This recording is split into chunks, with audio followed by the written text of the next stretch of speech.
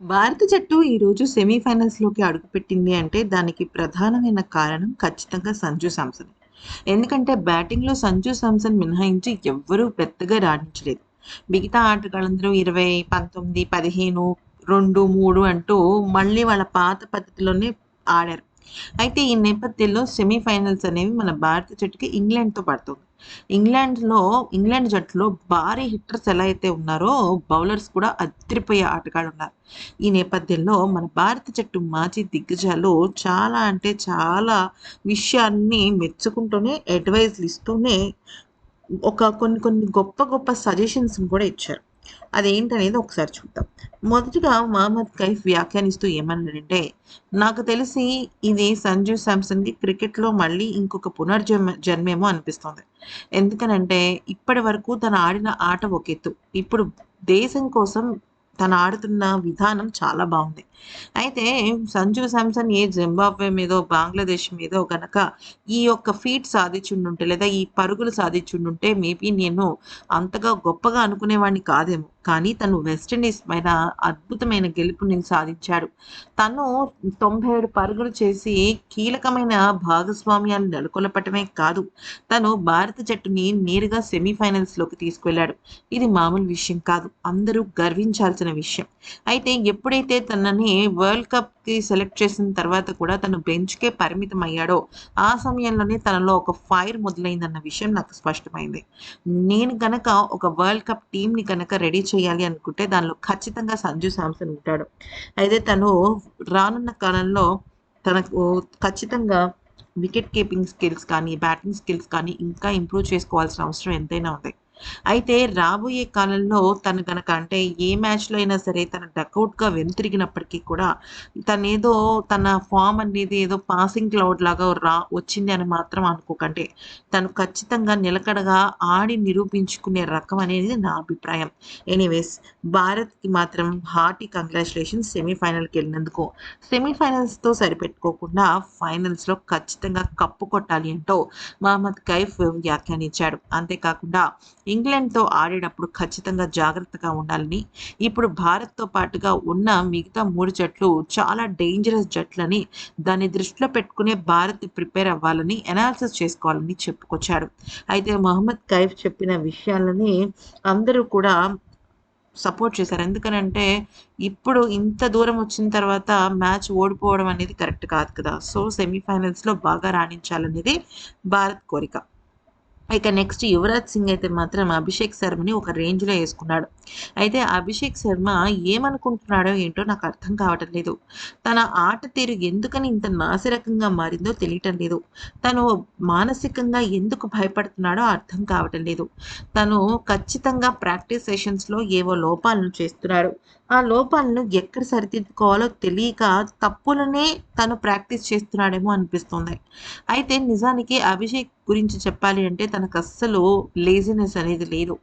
ఎక్కడ ఏ విషయంలో అయినా సరే తను చాలా పాయింట్ టు పాయింట్ అన్నట్టుగా ఉంటాడు. అలాంటిది ఏ విషయంలో తను భయపడుతున్నాడు, ఏ విషయంలో తను క్లారిటీ మిస్ అవుతున్నాడనేది ఖచ్చితంగా తను తెలుసుకొని తీరాల్సిందే. నేనైతే తనతో మాత్రం ఇప్పుడు మాట్లాడలేదు. తను ఆల్రెడీ ప్రెషర్‌లో ఉన్నాడు. ఆ ప్రెషర్‌లో ఉన్న తనని నేను ఇంకాస్త మాటలతో ఇబ్బంది పెట్టాలనుకోవటం లేదు. ఖచ్చితంగా అభిషేక్ శర్మ అయితే కమ్‌బ్యాక్ ఇవ్వాల్సిందే.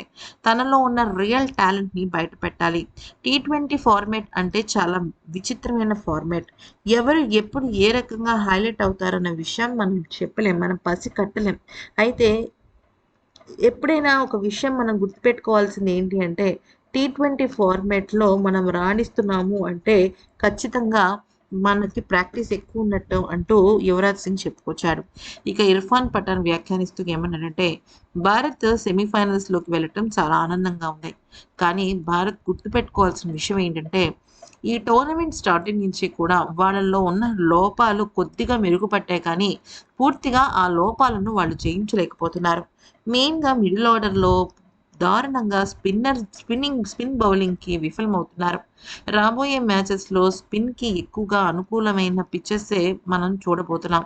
అసలు భారత హోస్టింగ్ అంటే భారత్ పిచెస్ అంటేనే ఎక్కువగా స్పిన్‌కి అనుకూలిస్తూ ఉంటాయి. అలాంటి సమయంలో అభిషేక్ కానీ, తిలక్ కానీ ఎక్కడో భయపడుతున్నారు. అయితే ఆ భయాన్ని వాళ్ళు తీసేయాలి. మొత్తం జట్టులో ఒక ఇద్దరు ఆటగాళ్ళు ఫామ్‌లో లేకపోవడం అనేది కామనే. కానీ ప్రతి ఒక్కళ్ళు ఫామ్‌లో లేకపోవడం అనేది కరెక్ట్ కాదు. అయితే హార్దిక్ పాండ్యా కూడా ఎంతో కొంత మెరుగవ్వాల్సిన అవసరం ఉంది.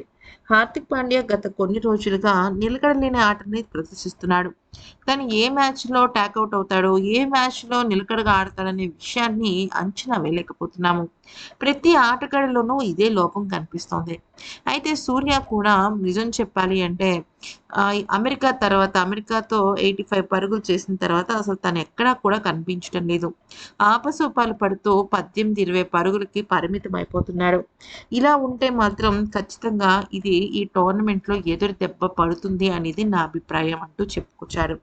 అయితే ఫ్రెండ్స్ మీకు ఒక ఈ విచిత్రం అయితే చెప్పాలి. అదేంటి అంటే ఈ టోర్నమెంట్ అంటే ఈ ICC T20 world cup start అయ్యే ముందు అందరూ కెప్టెన్స్ ప్రెస్ మీట్ పెట్టారు. అదే ప్రెస్ మీట్‌లో మన సూర్యకుమార్ యాదవ్ కూడా మాట్లాడటం జరిగింది.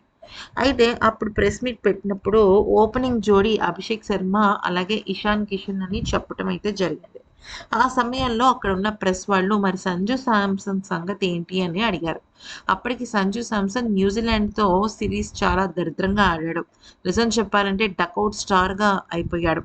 ఇక ఆ తరుణంలో తనని టీ20 వరల్డ్ కప్ ఆడించటం లేదని నేరుగా చెప్పకుండా సూర్యకుమార్ యాదవ్ ఆహ్, సంజు శాంసన్‌ని ఆడించేటట్టయితే అభిషేక్ శర్మని ఎప్పుడు ఆడించాలి? ఎక్కడ ఆడించాలి? ఇషాన్ కిషన్‌ని ఎప్పుడు ఆడించాలి? ఎక్కడ ఆడించాలి? అంటూ కొద్దిగా వ్యంగ్యంగా, చులకనగా మాట్లాడాడు. నిజానికి అక్కడ రిపోర్టర్స్ మాట్లాడుతున్న సమయంలో తనకి కొంచెం టైం కావాలి. తను పికప్ అవ్వడానికి సమయం పడుతుంది. ఒక 2 మ్యాచెస్ తర్వాత తను తిరిగి వస్తాడు అంటే సరిపోయి ఉండేది. అలా కాకుండా తను మాట్లాడిన తీరు, పద్ధతి సంజు శాంసన్‌ను అవమానించినట్టయింది. కట్ చేస్తే ప్రతి ఒక్కరికి ఒక రోజొస్తుందంటారు కదా! ఈరోజు సంజు శాంసన్‌కి కూడా అదే రోజొచ్చింది. ఏ వ్యక్తినైతే చులకనగా మాట్లాడాడో అదే వ్యక్తి 97 పరుగులు చేసి భారత జట్టును గౌరవప్రదంగా సెమీఫైనల్స్‌లోకి అడుగుపెట్టేలా చేశాడు. మరి ఈ అభిషేక్ శర్మ, ఇషాన్ కిషన్ అంటూ వాళ్ళ కోసం జట్టులో పెద్ద పెద్దగా ఒక వ్యూహాలు రచిస్తూ ఉన్నవాళ్ళు మాత్రం పూర్తిగా చేతులెత్తేశారు. దాంతో ఓడలు బళ్ళవుతాయి అన్న నానుడి మీరు విన్నారు కదా! అదే నిజమైంది.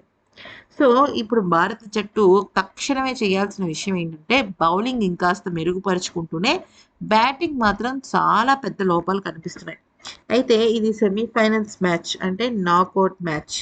ఈ నాకౌట్ మ్యాచ్‌లో భారత్ సరిగ్గా గనక రాణించకపోతే మాత్రం ఊహించని పరిణామాలు చోటు చేసుకుంటాయి. మరి దీన్ని దృష్టిలో పెట్టుకునే భారత్ ప్రాక్టీస్ చేయాలి. అయితే నెక్స్ట్ మ్యాచ్ వచ్చేసరికి నరేంద్ర మోదీ స్టేడియంలో ఆహ్, జరుగుతుంది అహ్మదాబాద్ వేదికగా. మరి ఈ వీడియో గనుక నచ్చితే లైక్ చేసి, సబ్స్క్రైబ్ చేసుకోండి. మీకు షార్ట్స్ అలాగే లాంగ్ వీడియోస్‌లో ఏది ఇష్టం అనేది కూడా మాకు కామెంట్ సెక్షన్‌లో చెప్పండి. Thanks for watching.